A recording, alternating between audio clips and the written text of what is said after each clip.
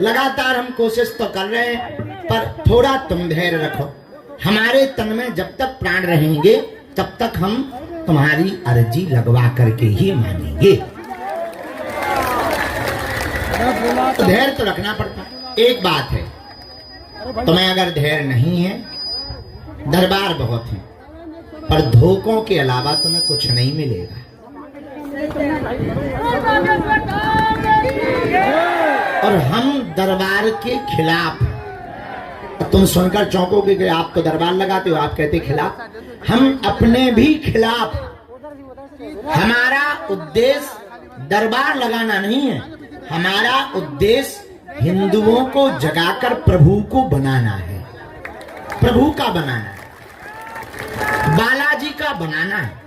हमारा उद्देश्य है कि अपने दिया तुम खुद बनो, अपनी लालटेन तुम स्वयं जलाओ, ताकि दूसरे को ना जलाना पड़े।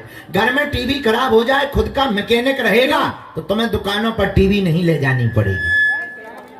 उसी प्रकार तुम्हारी जिंदगी में कोई समस्या आ जाए तो तुम्हें दरबारों में ना भटकना पड़े। हनुमान जी की ऐसी साधना, ऐसा मंत्र और ऐसी विधि तुम्हारे जीवन में उतर जावे कि हनुमान जी की कृपा तुम पर घर बैठे ही हो जावे, बालाजी की तुम पर कृपा हो जावे, तुम्हारी अलाय बलाय बग जावे। और मेरे पागलो, हम चाहते हैं तुम्हें पर्चा के चक्करों में ना पड़ना पड़े, बालाजी की चर्चा में ही तुम्हारा काम सफल हो जावे। मेरे पागलो, हम तुम्हें चाहते कि तुम्हारी आंखों में आंसू न रहे, तुम्हारा मजाक ना बने। हम चाहते हैं कि तुम्हारे परिवार के लोग तुम पर खिल्ली ना उड़ाएं, हंसी ना उड़ाएं कि बड़ा भक्त बना फिरता था, बड़ा बाबा बाबा करता था, बड़ा दरबारों में भटकता था, क्या हाथ लगा। हम चाहते हैं कि तुम ऐसी कुंजी पा जाओ, तुम ऐसी मंत्र विधा पा जाओ, तुम ऐसा विधान पा जाओ कि तुम्हारी आने वाली पीढ़ियां भी घर बैठ करके हनुमान जी की कृपा को पा करके समाधान पा जाए। हम चाहते इस भारत में आज तक तथाकथित धर्म गुरुओं ने, धर्म उपदेशों ने और जानकारों ने भारत के भोले भाले हिंदुओं को या तो भूत पकड़ाए हैं या फिर तुम लोगों ने मजहब छोड़ करके चादर चढ़ाए या कैंडलें जलाई हैं मस्जिदों में और चर्चों में जा करके। मेरे पागलों, हमारा उद्देश्य ठीक अलग है। हम तुम्हें चमत्कार दिखाने, धन तो तुमसे कमाते नहीं है, अपेक्षा तो कुछ है नहीं है। दिन रात कथाओं में जो भी हमें मिलता है तो अन्नपूर्णा की व्यवस्था, भंडारे की व्यवस्था, जो दान पात्र में आता बेटियों की व्यवस्था। मेरे पागलों, हम तुमसे दान भी लेने नहीं बैठे हैं, हम तुम्हारे दिल में हनुमान देने के लिए बैठे हैं। और आज तक तथाकथित दे रखना पड़ेगा, तुम्हें पुरुषार्थ करना पड़ेगा, तुम्हें चलना पड़ेगा, तुम्हें खुद जगना पड़ेगा, तुम्हें हनुमान जी के चरणों से जुड़ना पड़ेगा। अगर तुम जुड़ जाओगे, मुड़ोगे नहीं, तो हम तुम्हें वचन देकर के कहते हैं कि जैसे हमने कृपा को पाया है और विदेशों में भी धर्म विरोधियों को ललकारते हैं, तुम भी घर बैठ करके बालाजी की कृपा को पा सकते हो। वरना विचार करो, हम तुम्हारे मन की बात, बाप का नाम, तुम्हारे कांड, लुगाई के कांड बता भी दें, पर समस्या का समाधान ना हो तो क्या बताना किसी काम का है? जरा विचार कीजिए, जोर से बोलिए।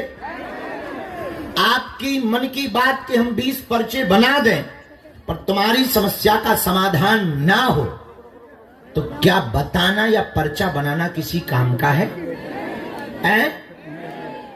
तो फिर काहे को चक्कर में पड़े? हमारा उद्देश्य बहुत डिफरेंट है।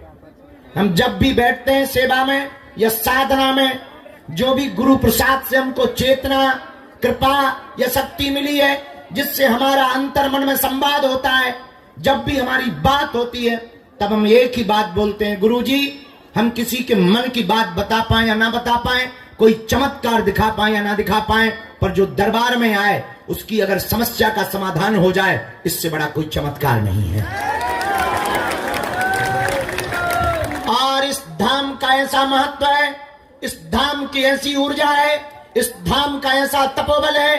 कली काल में 3 जगहों पर बालाजी विराजमान है, मेहंदीपुर बालाजी, सालासर बालाजी और मध्य प्रदेश के छतरपुर जिले के गड़ा ग्राम में बागेश्वर बालाजी। और आज तक का यहाँ का इतिहास है, 40 साल हमारे दादा गुरु ने यहाँ पर सेवा की, दरबार लगाया। लगभग 16 वर्ष की यात्रा हमारी होने वाली है। लाखों लोग नहीं, करोड़ों लोगों को हमने अपनी आंखों से देखा। लाखों लोग यहाँ पर रोते हुए आए, जिन्होंने नियम किया, पेशी की, परहेज किया, बालाजी के चरणों को पकड़ा। उन्हें चमत्कार या पर्चा के चक्कर में नहीं पड़ना पड़ा और बिना पर्चा बने ही उनकी अर्जियां स्वीकार हो गई हैं और बालाजी की कृपा हो गई। हमारा उद्देश्य बहुत स्पष्ट है, हम तुम्हें अंधविश्वास में नहीं धकेलना चाहते, वरना अन्य धर्म गुरुओं में और हम में कोई अंतर नहीं होगा। इसलिए हम तुमसे कहेंगे तुम उठो और जागो, तुम हमारे चक्कर में मत पड़ो। तुम अगर कुछ पाना चाहते हो तो सदा सदा के लिए हनुमान जी के हो जाओ। कलिकाल में केवल हनुमान जी एक ऐसे देवता हैं जो दुनिया में सबसे ज्यादा पावरफुल है और तुम्हारी हर समस्या का समाधान इनके चरणों में है। इसलिए आज के दरबार में जितने भी लोग प्रियजन परिवारजन आए हैं, हम तुम्हें एक बात बहुत गंभीरता पूर्वक कह दें, तुम ये मत मानना कि तुम्हारी कोई सुन नहीं रहा है। ऐसी कोई बात नहीं जो तुम्हारी हमारे गुरुजी तक नहीं पहुंच पा रही है। ऐसी कोई भी एक बात नहीं, उन्हें सबकी सुनाई देती है, उन्हें सबकी समस्या पता है। उनसे ज्यादा सामर्थ्यवान कौन होगा। और देवता चित्त न धरई हनुमत से ही। ऐसे हनुमान जी के चरणों में आप बैठे हैं, नियम पालन शुरू करें। अब आप पूछेंगे कि हम कैसे बालाजी की कृपा को घर बैठे पा पाए, तो एक चित्र घर पे रखो बालाजी का, एक दीपक जलाओ सरसों के तेल का या घी का, 3 बीज मंत्र रोज बोलो, एक एक माला के, दोनों हाथ जोड़ो।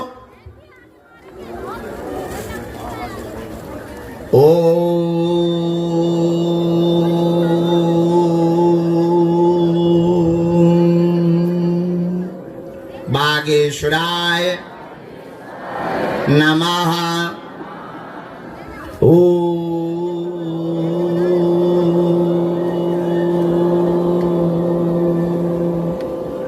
हम हनुमते नमः।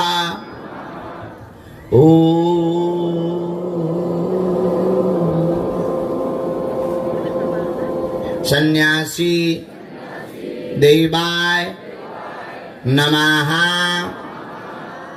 मनीमन बालाजी को प्रणाम करो, सन्यासी बाबा को प्रणाम करो, दादा गुरुजी को प्रणाम करो, उनसे प्रार्थना करो कि आपकी अर्जी स्वीकार हो जावे।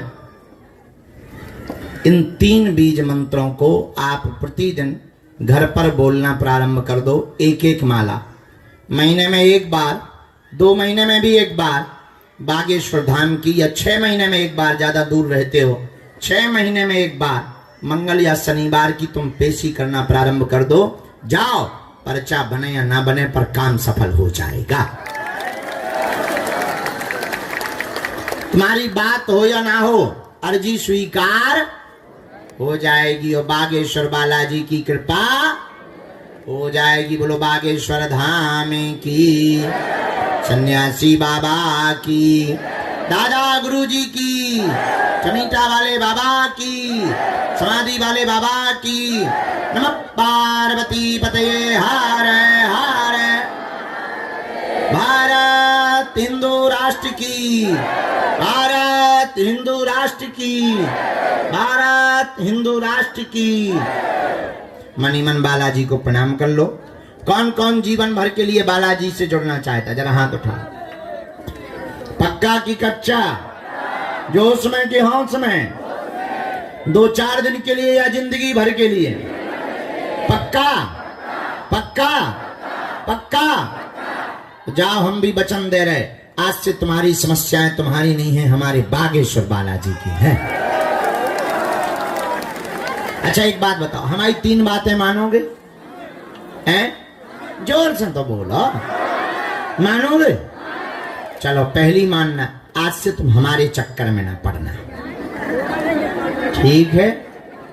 हम तो मूर्ख नालायक आदमी हैं, पापी जीव हैं, गांव के गवार, अनपढ़ अंगूठा छाप, देसी आदमी हैं।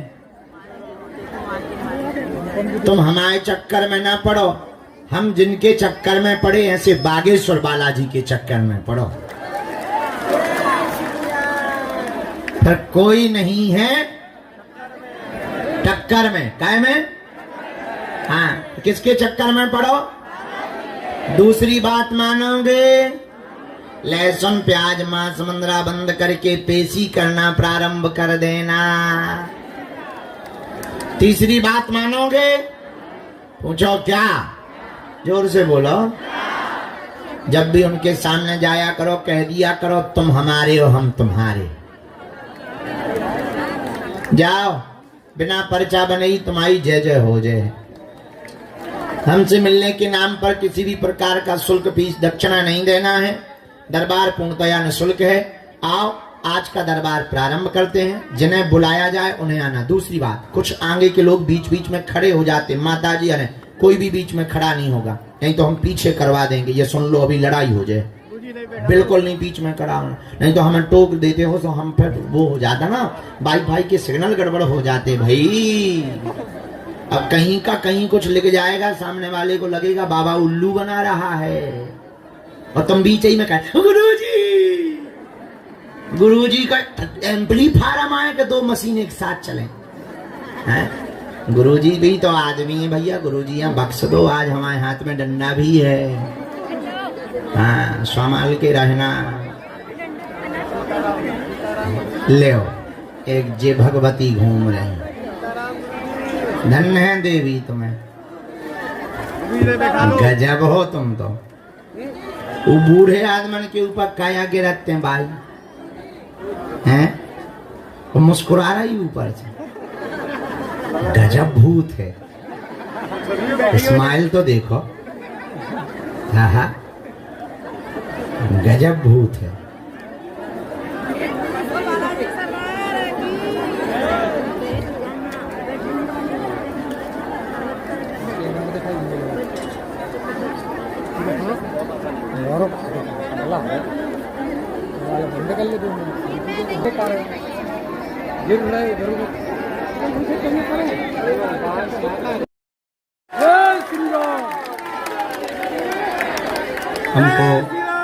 हम धन्यवाद कर रहे हैं प्रशासन को कि कोई भी कानून हाथ में ले उसके ऊपर इस प्रकार से ही करना चाहिए।